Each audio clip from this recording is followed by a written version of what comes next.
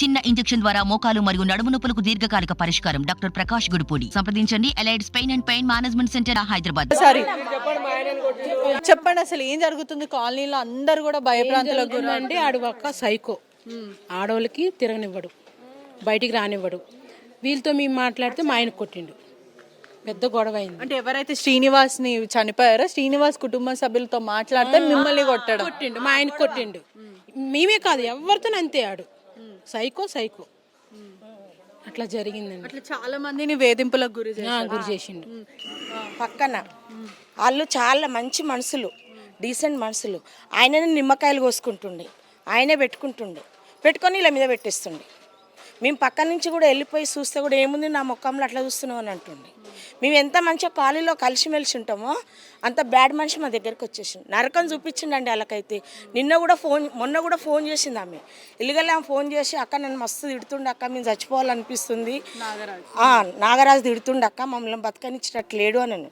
అంటే వద్దులే, ఎందుకు చేస్తారు మీరు, ఎందుకు మీరు బాధపడొద్దు, నలుగురు చెప్పాలి, చేయాలంటే ఎంతకని చెప్పాలి అక్క, మా వల్ల కావట్లేదు అని. కారణం మొత్తం ఆయనే. చాలా ఇదండి. మరి ఇక గవర్నమెంట్ పోలీసు వాళ్ళు వేసి తీసుకుంటారో కానీ చాలా ఇది ఉన్నారు. చాలా టార్చర్. గన్ను పెట్టి కూడా భయపట్టిస్తాడు. అవును, 5 గన్నులు ఉన్నాయని చెప్పిండట. 5 గన్నులు ఉన్నాయి నా దగ్గర, నా కాడ 5 గన్నులు ఉన్నాయి అని చెప్పిండట. అంటే ఎందుకని ఇట్లా ఏమొస్తుంది ఆయనకి ఇట్లా చేస్తే? మంచిగా కూడా మనం పలకరించినాం అనుకో, తమ్మి తిన్నా, నీకు తమ్మున్నా అంటుండే. అసలు ఒక్కరితో అని కాదు, చాలా మందితో, నేనే కాదు చాలా మంది. అంత అసలు ఎంత అహంకారం అంటే అంత అహంకారం.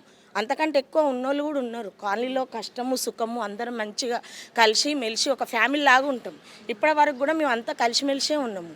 మరి ఇంత ఘోరంగానైతే లేరండి ఆయన. ఏమైనా నేను సీఎం కాడ డ్యూటీ నాది, మినిస్టర్ ఈయన కాడ డ్యూటీ, ఆయన కాడ డ్యూటీ అని ఇదే చెప్పటం కానీ వేరేది ఏం. నా లేవలే వేరు, ఇదంతా చిల్లర ఏరియా. మరి నువ్వు ఎందుకు వచ్చినావు చిల్లర ఏరియా అని అడిగిరు అనుకో, ఇష్టం ఉన్నట్టు అందరిని అలివేలు అనేట ఆమె ఇంటికి కూడా అలా చుట్టాలు వస్తే దాని పోయిండు, చూసిపోయినా నేను. గలీజ్గా అసలు చెప్పలేనట్టుగా మాట్లాడుతుంది.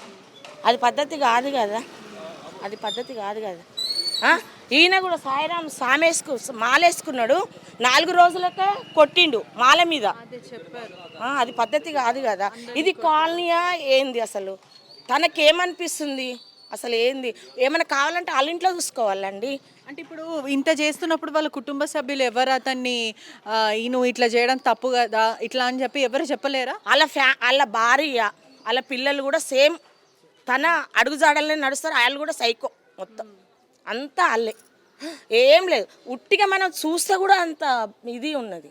ఆయన జాబు నాది ఏమనుకుంటున్నావు, నాదేమి ఇదే. నా కాడ గన్నులు ఉన్నాయి, ఆయన గన్నులు చెప్తున్నాడు.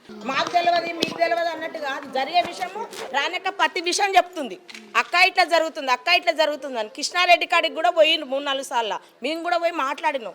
ఆల్రెడీ పోలీస్ స్టేషన్ కూడా పోయిర్రు. అయినా చాలా మంది ఎందుకు భయపడుతున్నారు అంటే ఆడవాళ్ళు కూడా చెప్పడానికి కూడా ఇబ్బంది పడుతున్నారు. అవును, చాలా ఇబ్బంది పడుతున్నారు. వాళ్ళు చెప్పలేక పోతుర్రు. వాళ్ళు కూడా చెప్పాలి, నోరిసి ధైర్యం చేసి చెప్పాలి. నన్ను ఏం చేయలేరు అన్నట్టు ఆయన ధీమా. నేను ఎంప్లాయ్, నేను పోలీసు, నాకు 4 గన్నులు ఉన్నాయి, నన్ను ఎవరేం చేయలేరు అని అంటాడు. ఎవరేం చేయలేదంటే ఇట్లా ప్రాణాలు తీస్తాడా? ఇట్లా ఎంతమందిని తీసి ఇడికి వచ్చిండు? ఇది న్యాయమా? ఏం చేస్తారో పోలీస్ గవర్నమెంట్ ఏం చర్య తీసుకుంటారో చేసుకోండి. మరిన్ని వీడియోస్ కోసం ఛానల్ ని సబ్స్క్రైబ్ చేయండి. లేటెస్ట్ అప్డేట్స్ కోసం వాట్సాప్ ఛానల్ ని ఫాలో చేయండి.